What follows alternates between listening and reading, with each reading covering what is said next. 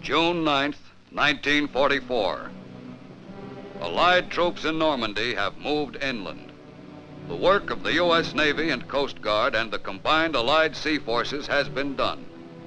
Work not without a price in men and materiel.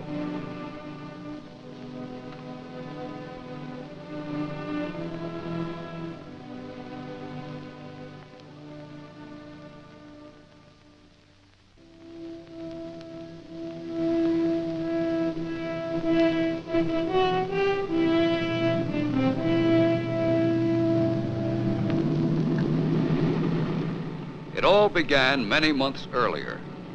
In Chesapeake Bay and other sections of the American coast, untested sailors and soldiers learned the task of getting from ship to shore. But that time, the shore was a friendly one.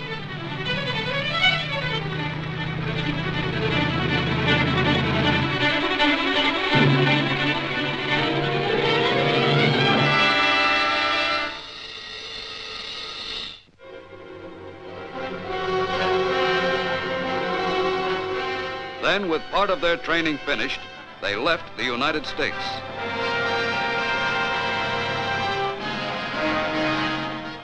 Late in the winter and all through the spring, the great convoys moved eastward across the Atlantic. Aboard all the transports, life was the same. The troops relaxed and waited for the voyage to end.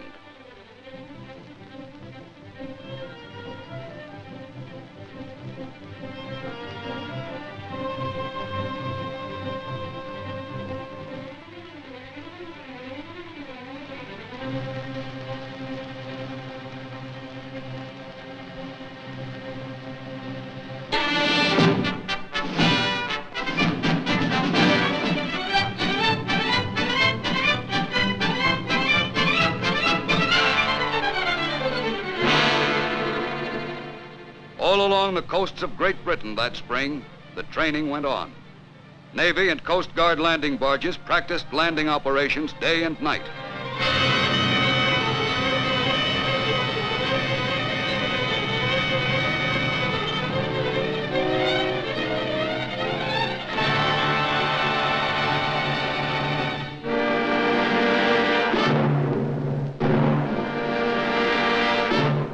Meanwhile, the larger landing craft, LSTs and LCIs, carried on their maneuvers, learning to land at a given spot at a certain time.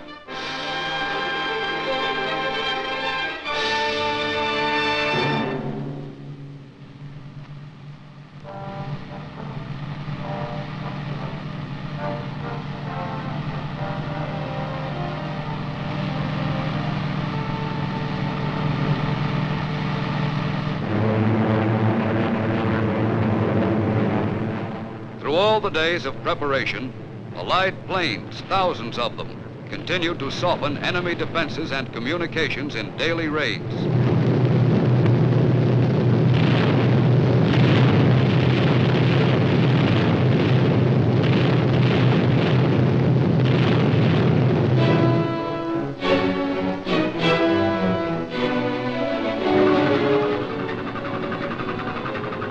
Off the southern coast of England, thousands of ships from all Allied nations are preparing for the invasion signal.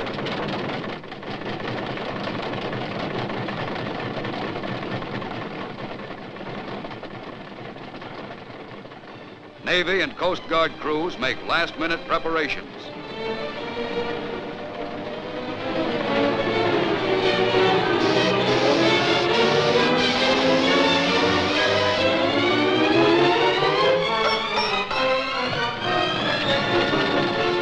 When the K-rations come aboard, everyone knows that D-Day is drawing near.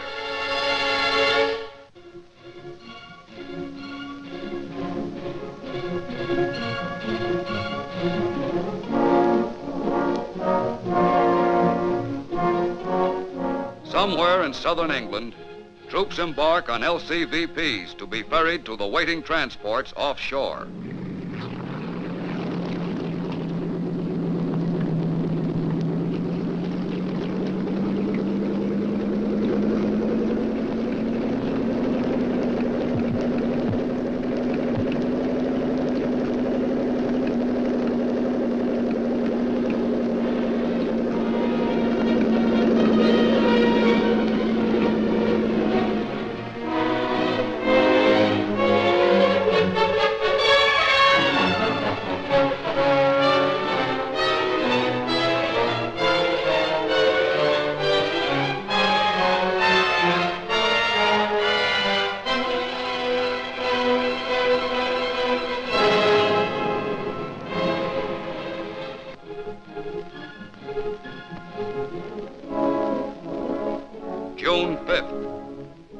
LCIs are loaded.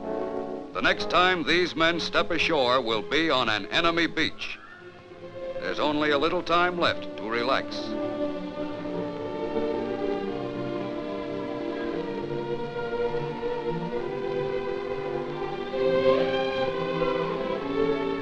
And the bombing attacks of the Air Force are intensified. Now the raids are continuous.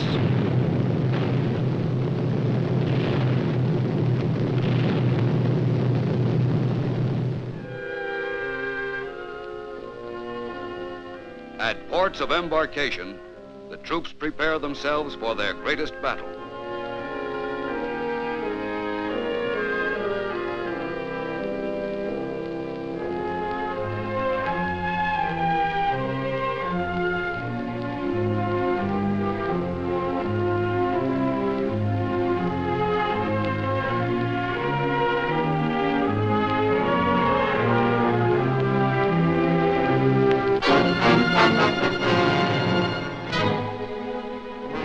Coast Guard officer briefs his men, and all along the coast, sailors receive their final instructions.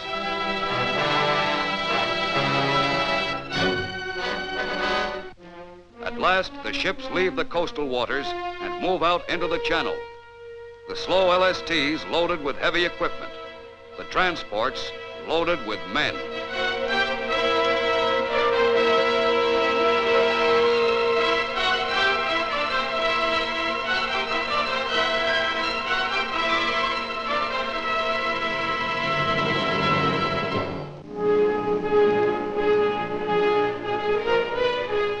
Fast warships screen the mighty invasion fleet from enemy raiders. At 15:30, a Coast Guard flotilla of LCIs leaves, loaded with engineers, medical corpsmen, and infantry.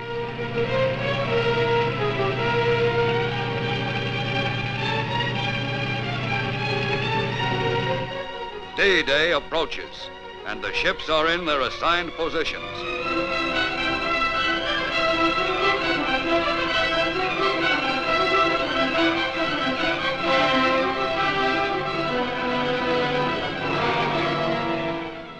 For some of them, like the Coast Guard manned transport chase, it is the fourth invasion in European waters.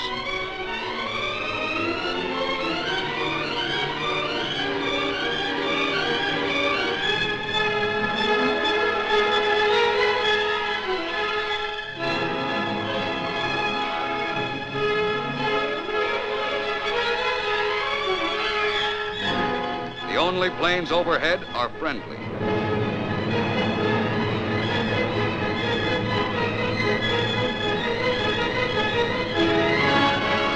From the 83-foot Coast Guard rescue boats to the Navy's powerful battle wagons, the invasion fleet is moving towards France.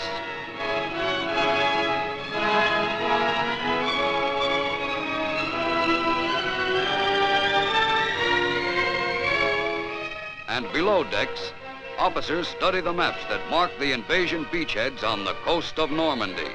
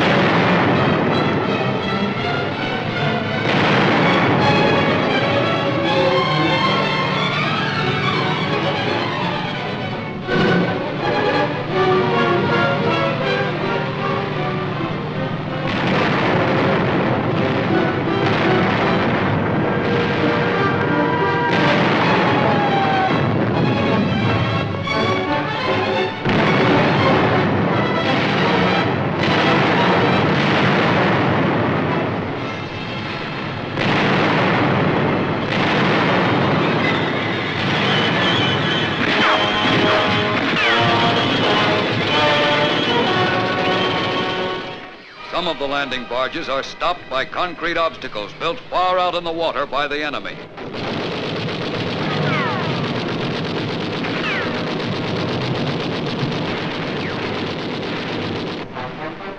Offshore, the larger landing craft approach the beachhead slowly.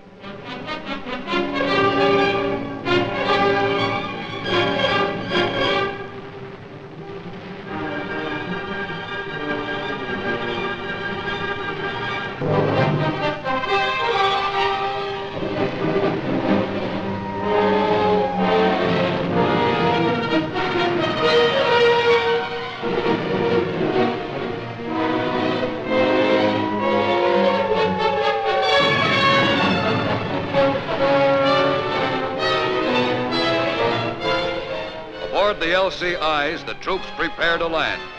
The beach is still empty, and the crossfire of German guns still rakes the shore.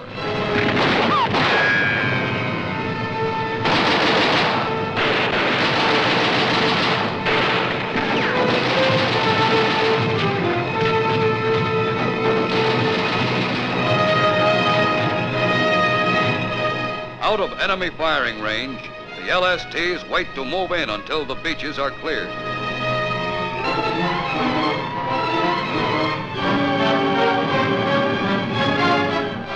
The arrival of motorized equipment marks the end of the first phase of the landing. The LCIs, their first loads of men now on the beaches, go out to the transports to ferry more troops inshore.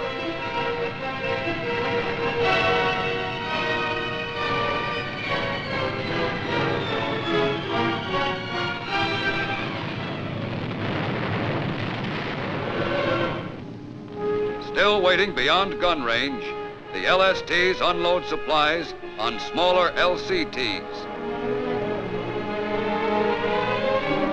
Heavier equipment is transferred to giant rhino ferries, flat-bottomed barges that will land it ashore. And reinforcements arrive, thousands of men.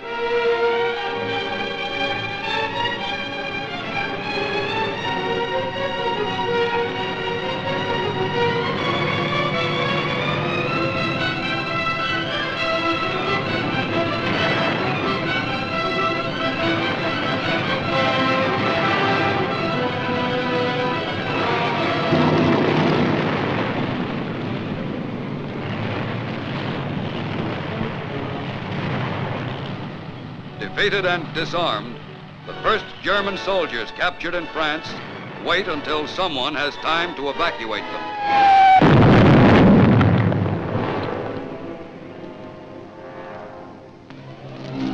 Out in the channel, the rescue boats of the Coast Guard are looking for survivors and aiding damaged vessels.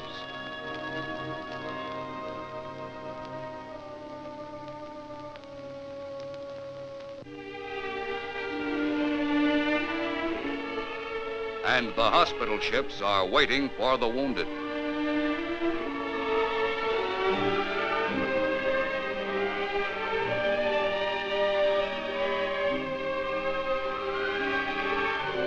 From a damaged Coast Guard LCI, a wounded man is transferred to another ship. The life-saving blood plasma goes with him.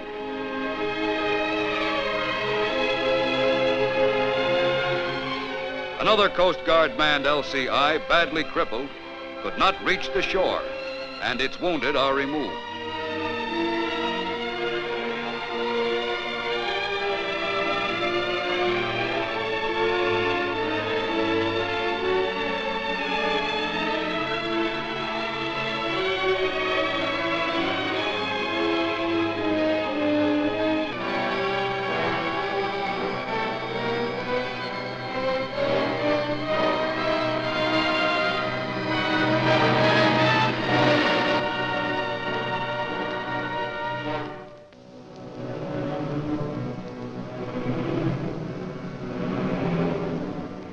The beach is firmly in Allied hands now, and the vast extent of the operation is visible.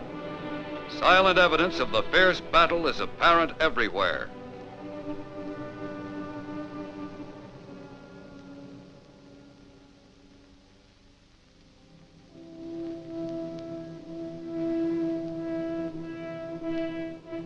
But in a few days, many of the damaged ships will be afloat again.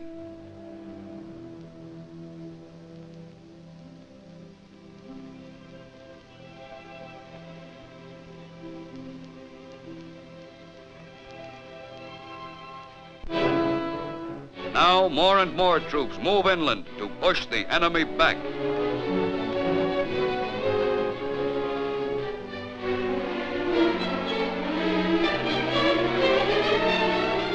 And the LSTs land their cargoes on the beach.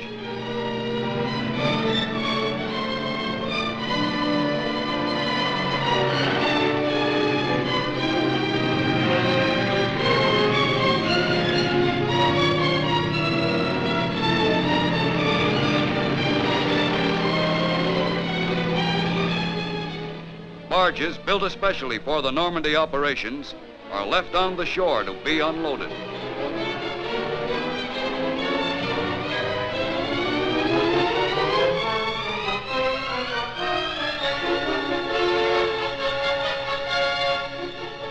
During the daytime, there are only Allied planes in the air. But at night, German bombers harass the beachhead and drop mines offshore.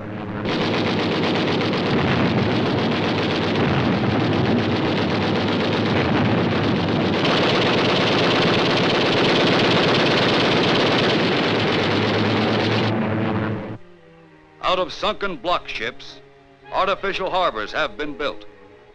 Until a port is won from the enemy, these must handle all Allied shipping. Bad weather came after the fighting on the beaches was over.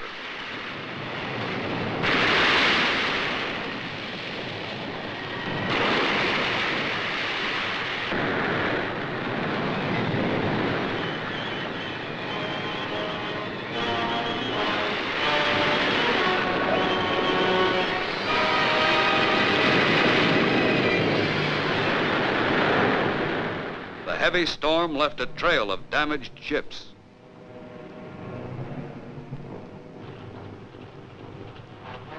Once again, the landing barges moved out into the channel, this time loaded with German prisoners.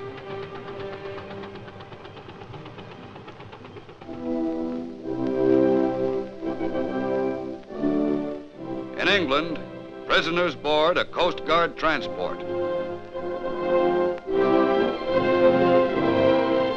And ships which have carried thousands of American soldiers overseas now return westward with a different cargo, with men who were beaten and captured in Normandy.